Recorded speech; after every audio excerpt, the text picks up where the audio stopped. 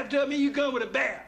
Listen, if you don't take this bear back and get my money, I knew you wasn't gonna be able to make it. Look at you, 200 pounds of brawn and a half ounce of brains. You gonna get my money for this bear, or I get me a crowbar and peel your head. Oh, come on, Pop, take it easy. And don't call me Pop. Hey, Pop. I said don't call me Pop. Oh, hey, son, Norman and I were just discussing the rare purchase that he just made. Well, what's it for? Well, what's it for? Are you kidding? Move, Norman. Let me explain this dummy. See, this is a watch bear. You put this in the window and shine lights up on it, and it keeps the burglars away. You put that thing in the window, and it'll keep the customers away. Say, excuse us, Norman. You stay out here and watch the bear. Say, come in here. I'll pull on my coat now. You know how I like that. Hey, sit down. Sit down, listen. Now, this guy's gonna drive you out of business. Now, he's been gone all day and comes home with a bear. Well, it's his first day on the job. You gotta give him time to learn the business. Hey guys, welcome to Marriage Recalibration. This is another opportunity to reflect and recalibrate your marriage. Guys, we've been talking all week about marriage is a full-time job. In our first episode, we talked about investing time, and then we talked about how sometimes you have to have wise a mentor. Mentor, wise counsel. Every man needs a man with the wisdom in his life. Every marriage needs a marriage with the wisdom in his life. Somebody is going to keep you in bounds, keep you from going out of bounds, and keep you on task. We're going to talk about something that's very important. My wife picked this topic. I think it's really good. Yeah, I call it the probation period. So if you're thinking about marriage, it's a full-time job.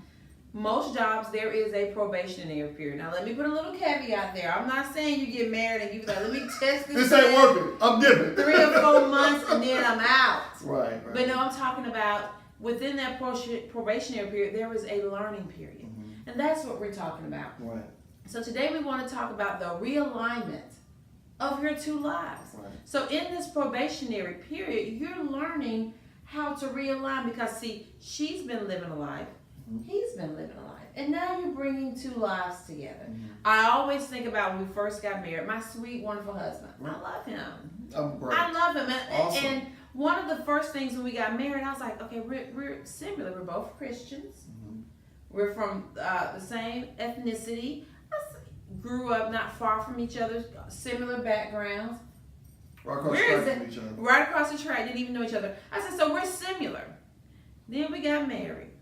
And I realized some things my mama told me. Two totally different I don't think his mama told him. Right. I don't know if he, that towel flicking on the floor, I said, we missing some stuff. I think she realized that my mother was from heaven and her mother was from heaven as well.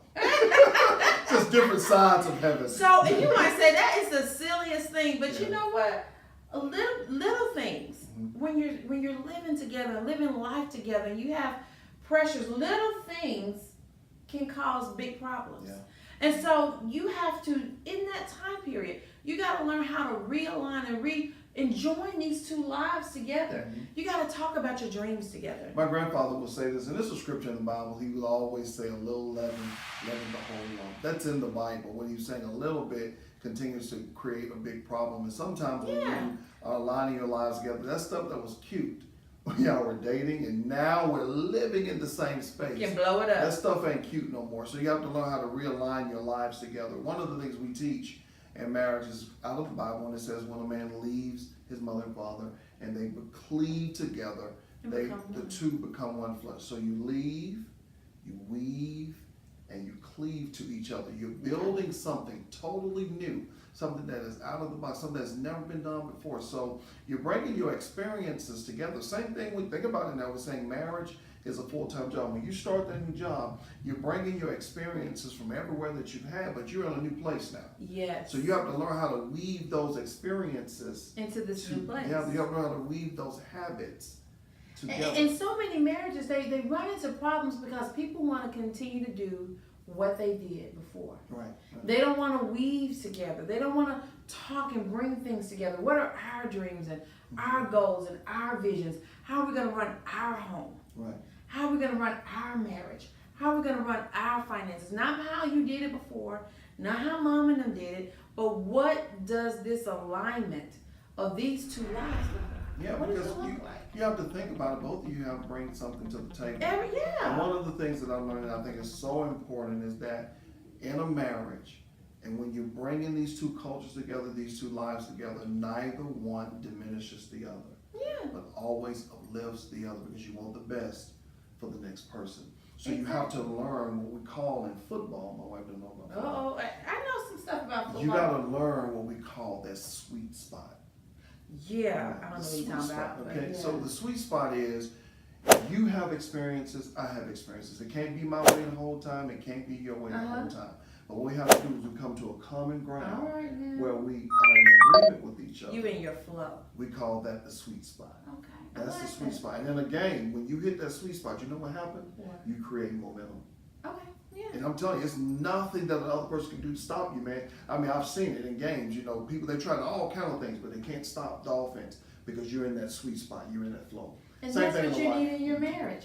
What is your sweet spot? You got to find that sweet You got to spot. find your sweet spot. Yeah. It's not just his way. It's not just your way. But what is our sweet spot? And don't diminish each other. Yeah. Everybody has value, and when you bring that to the table, it can be a perfect picture, guys. I love that. I can't wait till next week. That's it, guys. All right. I hope it was a blessing. It was a blessing to Yes. us. Guys, don't allow the pressures of life cause you to retreat. Just Recalibrate. calibrate.